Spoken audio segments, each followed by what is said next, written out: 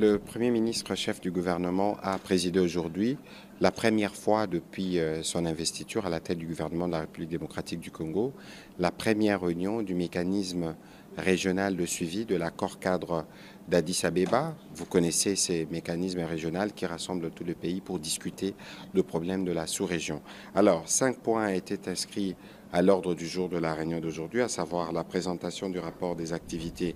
du comité exécutif du mécanisme national de suivi, la présentation des rapports ministériels, la présentation du programme de pacification et de stabilisation à l'est de la RDC et des informations sur la 25e, 26e, 27e, 28e et 29e réunion du comité d'appui technique. Et puis, il y a eu des présentations de propositions du mécanisme national de suivi.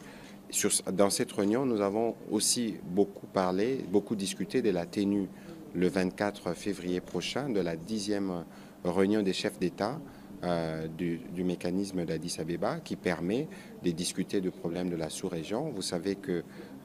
actuellement c'est le président Yoweri Kaguta Museveni qui en assure la présidence et les sommets de la République démocratique du Congo lui permettra de passer le bâton de commandement au président Félix Antoine Tshisekedi. Et donc les discussions ont porté notamment sur les détails organisationnels à la fois du point de vue de la logistique que du point de vue des thématiques qui devront être abordées pour être sûr que cet organe qui est suivi de près par les Nations Unies, parce que la réunion connaîtra la participation du secrétaire général des Nations Unies, Antonio Guterres, permettra de passer en revue les questions de la sous-région et faire le point d'où nous sommes pour être sûr que la région de Grand Lac est pacifiée à travers cette initiative.